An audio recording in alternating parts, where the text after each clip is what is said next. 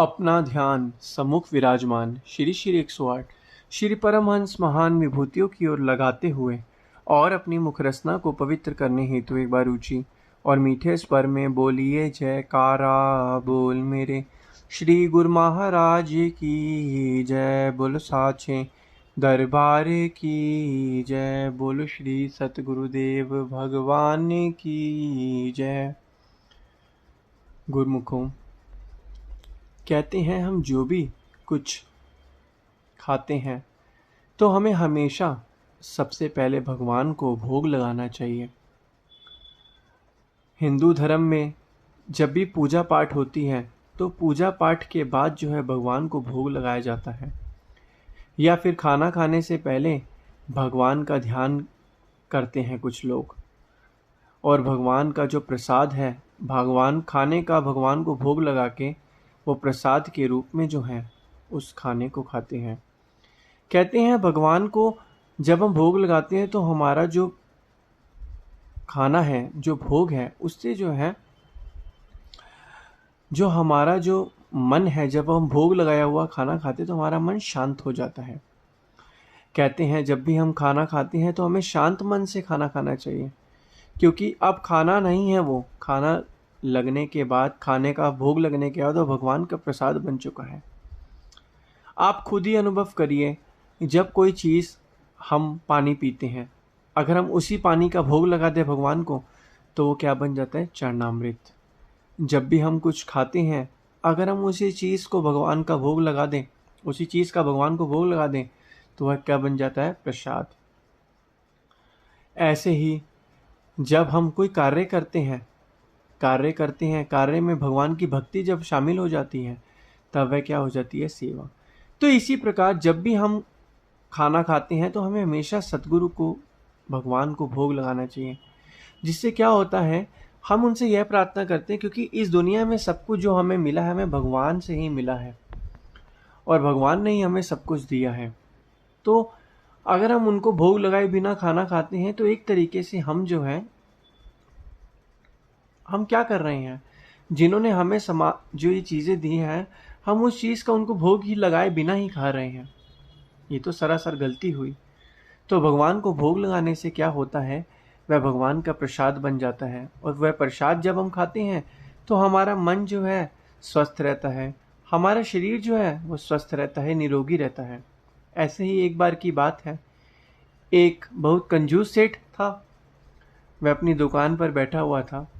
एक बारी क्या हुआ कि उसे किसी काम से कहीं जाना पड़ गया, तो उसने अपने बेटे को कहा, इस दुकान पर बैठ जाओ और कोई भी ग्राहक जो सामान लेने आए उसे सामान देना, मगर बदले में उससे पैसे पहले लेना। क्योंकि सेठ तो कंजूस था। उसने उन्हें उसको समझाया कि जितना हो पाए तुम सामान जब बेचो तो सामान बेचना और साथ में उनसे पैसे हाथों हाथ ले लेना। ऐसे करके वह कहकर सेठ वहाँ से चला गया। चले जाने के बाद थोड़ी देर बाद क्या हुआ, वहाँ से एक जो है संत गुजरे। जब वहाँ से वह संत गुजरे तो उन संत ने जो था उस लड़के को कहा कि मुझे थोड़ा सा नमक दे दीजिए। क्योंकि संत क्या थे, वो जो संत थे वो एक समय का जो है अपना खाना खाने के लिए अलग अलग लोगों से अलग अलग चीज़ें एकत्रित करते थे, ताकि उनका एक समय का जो है खाना बन जाए। संत जो थे उन्होंने जो था एकत्रित किया सामान, तो उन्होंने कहा ये थोड़ा सा मुझे नमक दे दो। तो उस लड़के ने उनको यह नमक दे दिया। नमक देने के बाद संत वहाँ से चले गए। थोड़ी देर बाद जब वह सेठ अपनी दुकान पर आया तो उसने अपने लड़के से पूछा कि बताओ आज कोई बिक्री हुई?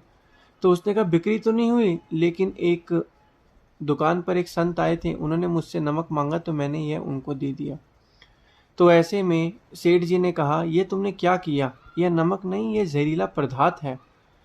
तो लड़के ने कहा यहाँ पे एक संत जो आए थे वो नदी के किनारे ही रहती हैं। तो सेठ यह सुनकर बहुत ही परेशान हो गया। सेठ भागा भागा नदी के किनारे पर गया।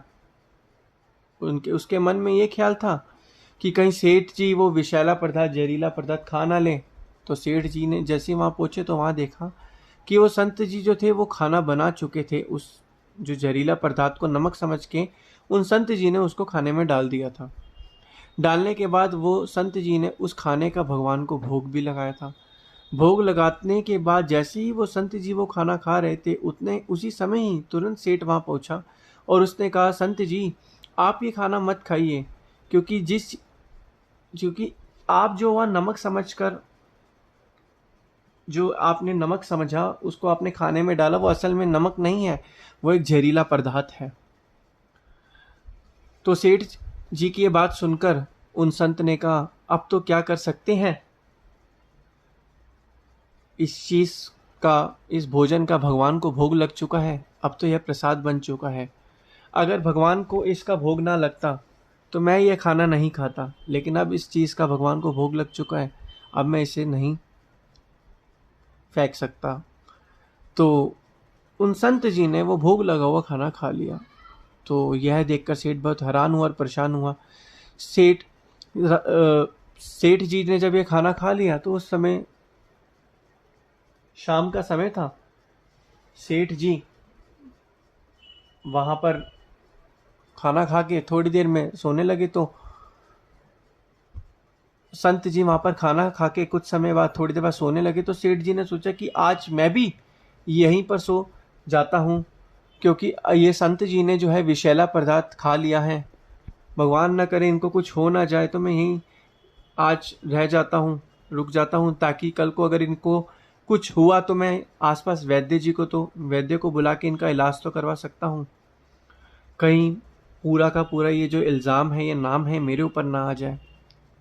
तो यह देखकर जो थे सेठ जी वहाँ पे सो गए। सोते सोते पूरी समय बीत गया। अगले दिन सुबह जो थे संत जी उठ के नदी में गए, स्नान करके वापस आए तो सेठ जी भी उठ गए। उन्होंने संत जी से पूछा कि संत जी आप ठीक तो है, आपको कोई परेशानी तो नहीं हो रही, आपकी तबीयत कैसी है? तो संत जी ने कहा, हम तो बिल्कुल ठीक है, बिल्कुल सही है।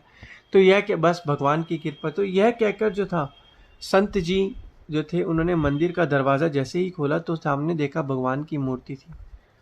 भगवान की मूर्ति थी और सेठ जी ने भी देखा भगवान की मूर्ति थी, वो जो थी भगवान की मूर्ति काली पड़ गई थी। यह देखकर सेठ जी को समझ आ गया, संत जी ने जब यह देखा, सेठ जी को समझ आ गया कि लगता है भगवान ने वह जो जहरीला पदार्थ जो था भोजन में मिला हुआ था उसको ग्रहण किया और बदले में उसको प्रसाद के रूप में संत जी को दिया, और भगवान ने सारा का सारा जो कष्ट था अपने ऊपर ले लिया, ताकि इस संत पर कोई भी दिक्कत परेशानी ना आए। यह देखकर सेठ जी बहुत हैरान हुए और उनकी आंखों से आंसू आ गए। सेठ जी वहां से फिर तुरंत चले गए और अपनी दुकान पर गए और दुकान की सारी जिम्मेदारी जो थी अपने बेटे को सौंप दी और कहा कि आज से तुम ये दुकान जो है संभालोगे। और सेठ जी वहाँ से उसके बाद जो थे भक्ति करने निकल गए और संतों की शरण में आ गए। तो इससे हमें यह क्या शिक्षा मिलती है कि जो भी हम खाना खाते हैं, जो भी चाहे जैसा मर्जी पदार्थ हो, जो भी हम चाहे हम भगवान को 56 भोग लगाएं, चाहे हम एक रोटी के टुकड़े का भोग लगाएं, हमें देखा यह जाता है कि हम किस भाव से भगवान को भोग लगाते हैं। तभी तो हम ये सुनते हैं कि भिलनी के भेर सुदामा के तंतल, नित नित भोग लगाओ मेरे हारा वाले। कि जो भिलनी के भेर थे सुदामा के तंतल, उनका भगवान ने भोग भी लगाया था। तो यही चीज है कि भगवान जो है भाव के देखते हैं अपने भगत का। तो इसलिए जब भी आज से हम जब भी कुछ खाना खाएं या जब भी कोई चीज़ खाएं, हमें भगवान को हमेशा भोग लगाना है, क्योंकि अन्न जो हमें मिला है भगवान की कृपा से ही मिला है, और भगवान की कृपा से अन्न हमें मिला है। अगर हम भगवान का भोग लगाएंगे तो वह प्रसाद के रूप में हमें मिलता है, जिससे हमारे मन के अंदर खाने से शांति आती है और हमारा जीवन भी सुखमय होता है और हमारा शरीर हमेशा निरोगी रहता है। बोलो जयकारा बोल मेरे श्री गुरु महाराज की जय। बोलो साचे दरबार की जय।